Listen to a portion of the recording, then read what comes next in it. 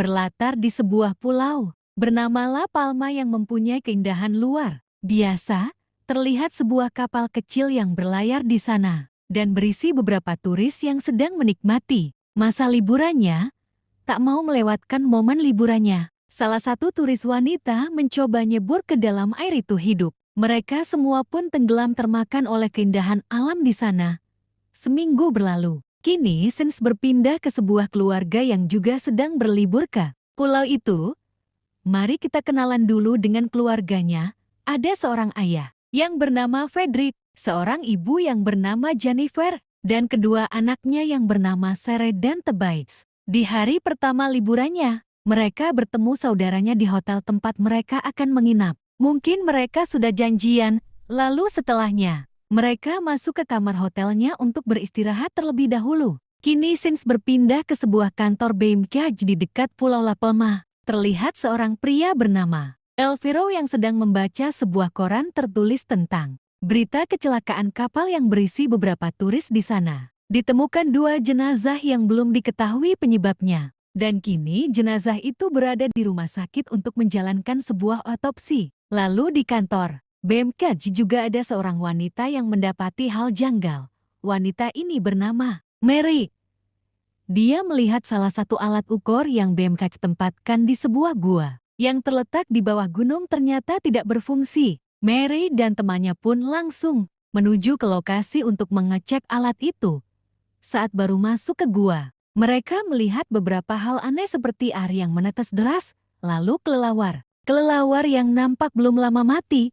Setelahnya mereka melihat ternyata alatnya rusak karena terkena runtuhan. Saat si pria melihat ke atas, ternyata terlihat sebuah retakan. Lalu setelahnya mereka kembali ke kantor, dan si pria gendut itu membaca sebuah data penelitian 20 tahun yang lalu dari seorang ilmuwan yang berasal dari Britania. Ilmuwan itu berteori bahwa jika gunung di Pulau La Palma mengalami erupsi, akan besar kemungkinan lereng gunung seluas 500 km akan jatuh ke dalam laut dan akan menyebabkan tsunami yang sangat besar. Tapi balik lagi, itu cuman analogi. Lalu si Elviro, yang merupakan ketua BMKG, penasaran dengan turis yang meninggal, ia segera datang ke rumah sakit untuk melihat hasil otopsinya. Dia dapati sebuah fakta bahwa penyebab kematiannya adalah karbon dioksida di dalam paru-paru yang sangat banyak luka dari si turis juga memperlihatkan seperti luka bakar yang menunjukkan seberapa panas air di sana. Pada saat itu, kembali lagi ke keluarga. Frederick nampak Sarah yang berjalan-jalan meninggalkan adiknya sendirian di kolam renang. Tak selang lama, Frederick sangat panik karena terlihat Tobias yang tak ada di dalam kolam. Frederick pun segera berkeliling mencari Tobias. Dia juga bertemu Sarah dan temannya untuk mencari. Ternyata Tobias ada di atas karang tepi pantai.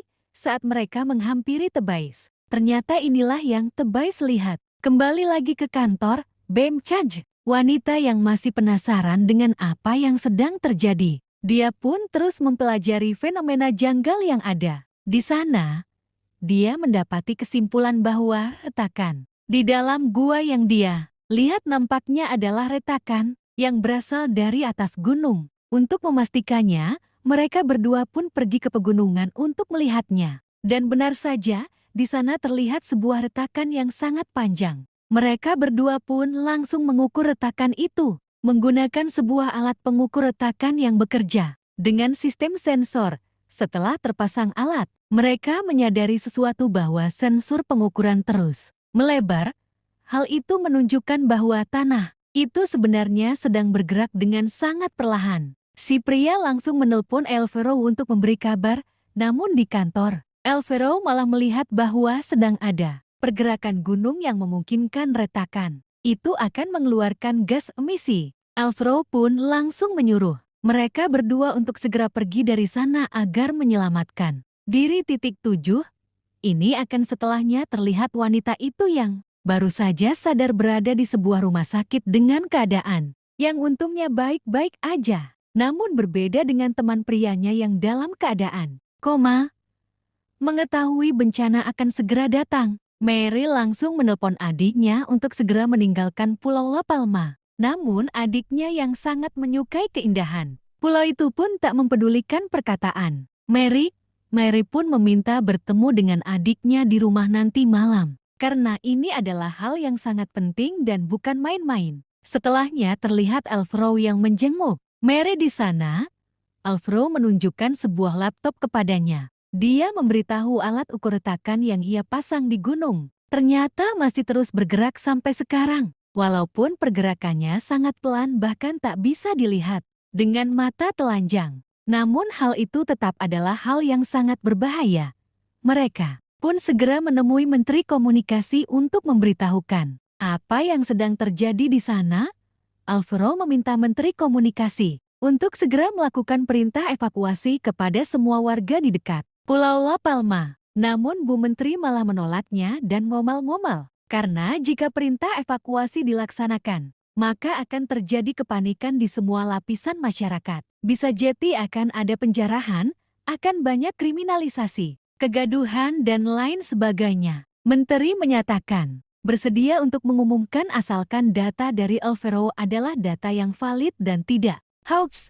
Alvaro pun mengatakan hal ini, tapi tetap saja Bu Menteri nampak masih mengabaikan informasi serius dari Alvaro. Berpindah ke Fredrik yang sedang menikmati liburan bersama keluarganya. Oke, guys, informasi dari saya di bagian ini. Saya akan mempercepat cerita dari sudut pandang keluarga si Fredrik. Selain membosankan, isi ceritanya juga cuma anaknya yang bernama Sarah bertemu seorang wanita di sana, lalu saling mencintai. Yaps, mereka adalah penyuka sesama jenis. Bahkan si Jennifer juga mendukung hubungan belok yang anaknya lakukan. Bla bla bla bla. Mereka menjalani liburannya dengan beberapa drama sesama jenis yang menggelikan. Juga pertengkaran antara Fredrik dan Jennifer yang terlihat lebay hingga tiba di suatu siang. Terlihat Patrick yang sedang bersantai di kolam renang melihat sebuah letusan gunung Rias. Setelah adanya letusan gunung dan satu pesawat yang terjatuh akibat menembus abu dari ledakan itu.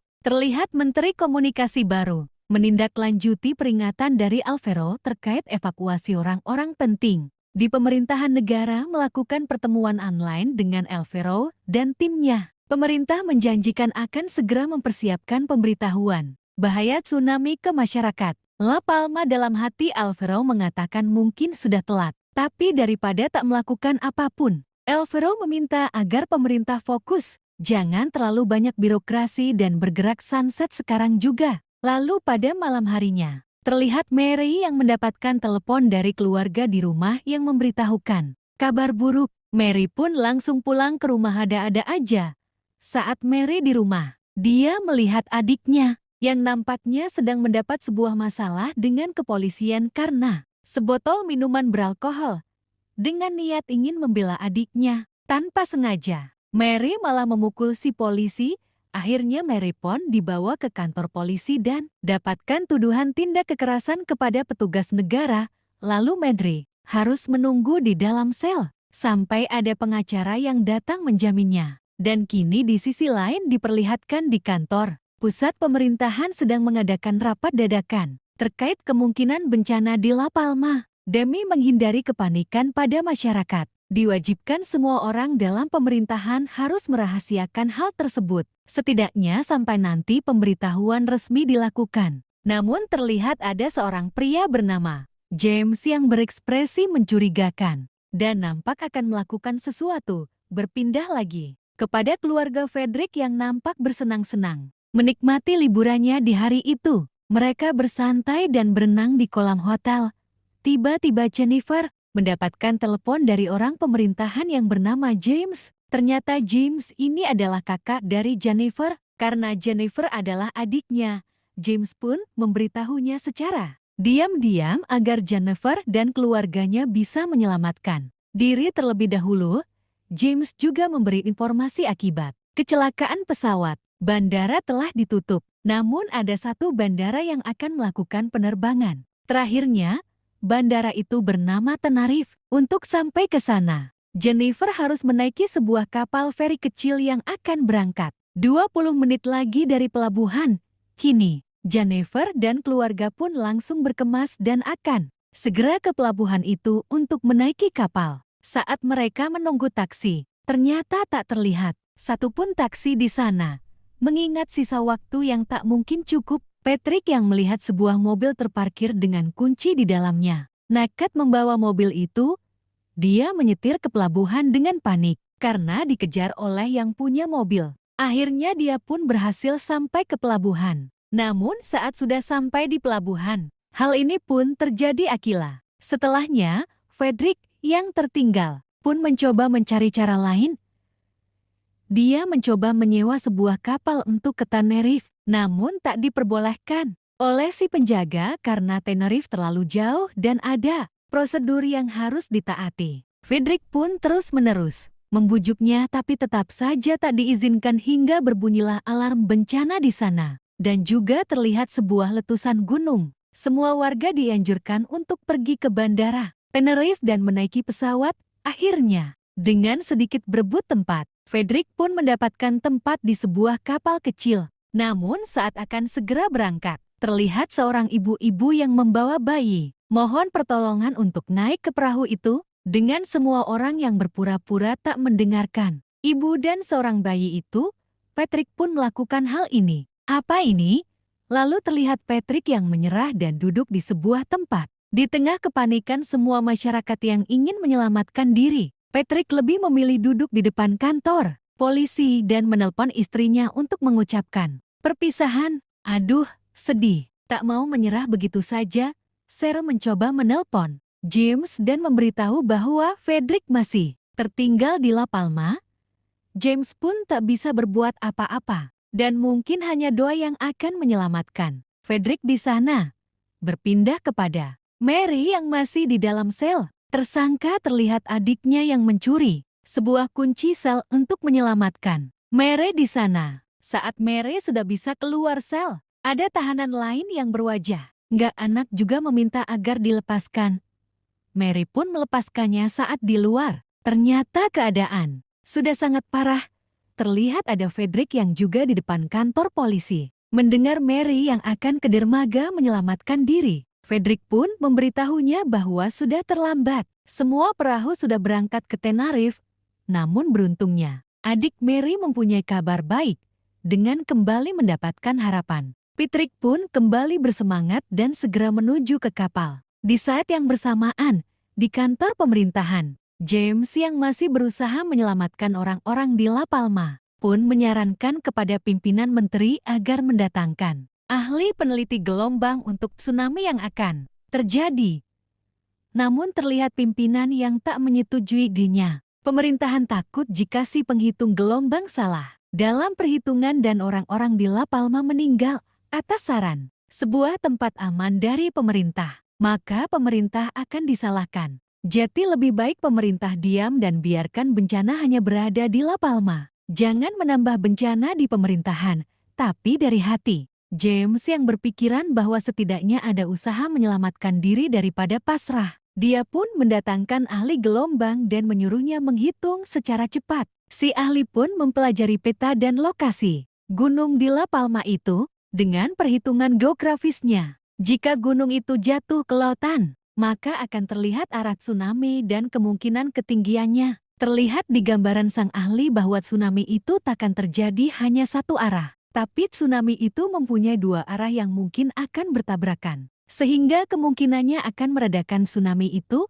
dan akan ada tempat aman. Tapi itu hanya kemungkinan ada beberapa bukit sana yang mungkin aman. Namun bukit akan mendapati polusi gas berbahaya dari ledakan gunung. Dan gasnya akan terbawa oleh angin tsunami-nya. Namun ahli juga mengatakan bahwa ada kemungkinan 50-50 untuk selamat, yaitu jika orang-orang bisa berhasil mencapai Bukit Kanaria yang di dekat Pulau La Palma. Bukit itu juga tak terlalu tinggi dan masih sangat mungkin digapai. Mendapati data itu, James pun kembali pada pimpinan dan menyarankan untuk mempublikasikan hasil dari ahli gelombang itu, agar orang yang tak kebagian pesawat bisa ke sana. Namun pimpinan tak mau ambil resiko dan mementingkan nama baik pemerintahan saja. Menjengkelkan memang ini pimpinan dan kini kembali ke Patrick dan segera menuju ke kapal sampai jauh lalu. Jennifer, Sarah, dan Tobias yang sudah berhasil berada di pintu masuk pesawat. Namun dengan sangat menjengkelkan dan membuat saya sebagai penonton emosi kok bisa. Bisanya Sher nggak mau pergi tanpa wanita yang bernama Charlie yang merupakan pasangan beloknya. Sher pun memaksa akan masuk ke pesawat setelah berhasil menemukan pacarnya.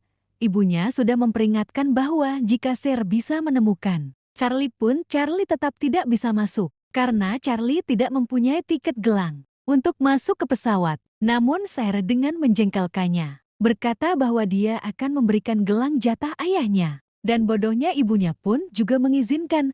Mungkin ibunya sudah pasrah karena melihat kemungkinannya Frederick tak mungkin bisa sampai ke bandara. Saat setelah Sher pergi, terlihat semua orang disuruh masuk ke pesawat. Terlihat Jennifer yang panik karena Sarah tak masuk-masuk ke dalam pesawat itu setelah lama menunggu. Dan pesawat yang terlihat akan berangkat. Karena tidak mungkin lebih lama menunggu orang-orang. Jennifer memilih turun dari pesawat untuk mencari Sarah.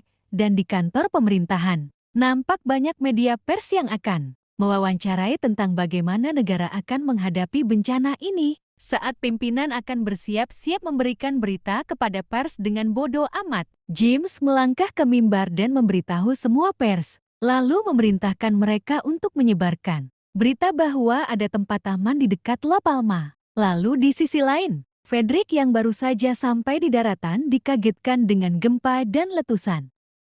Sisi lain, Frederick yang baru saja sampai di daratan dikagetkan dengan gempa dan letusan dari gunung. Hal itu memastikan bahwa dia takkan bisa sampai ke pesawat. Namun dia mendapati sebuah pesan dari James tentang lokasi aman itu. Saat dia mengeceknya, lokasinya nampak tak jauh. Namun dia harus kembali naik perahu dan mungkin saja akan tertabrak tsunami karena gunung sudah longsor. Namun mau tak mau, ia pun mencoba usaha terakhirnya dan tetap melakukan perjalanan itu. Kembali lagi ke bandara. Ternyata Sher sudah di dalam pesawat bersama pacarnya dan naasnya. Jennifer masih di luar mencarinya. Terlihat Sher yang menelpon ibunya dan mengatakan bahwa dia sudah ada di dalam pesawat. Namun karena gunung sudah longsor dan tsunami sudah terjadi dan hanya menunggu waktu tsunami sampai ke darat, pesawat itu pun akan segera terbang. Tapi di sisi lain, Jennifer juga membaca pesan dari James yang menyuruhnya ke tempat aman. Jennifer pun pergi ke sana bersama Tobias dan salah satu staf bandara. Terlihat Patrick yang berpacu dengan tsunami yang mengerikan di belakangnya. Jennifer yang menuju tempat aman dan pesawat yang akan segera lepas landas. Namun saat pesawat akan terbang, terjadilah retakan di aspal atau tanah. Lintasan pesawat itu, akhirnya pesawat itu pun tergerus oleh tsunami. Terlihat di sisi lain, Patrick dan Mary yang selamat bersama orang-orang lain di sana. Terlihat Jennifer yang juga selamat berada di sana. Lalu bagaimana keadaan Sher dan pacarnya dalam pesawat yang tergerus tsunami? Mari kita cek. Ternyata Sher dan pacarnya malah selamat dari ketidakmungkinan itu. Mungkin Tuhan ingin membuatnya hidup agar lebih banyak mengumpulkan dosa. Atau mungkin Tuhan memberinya waktu untuk taubat. Lalu setelahnya, Sher pun ke titik lokasi aman untuk menemui keluarganya. Dengan ending yang sangat amat sangat membagongkan.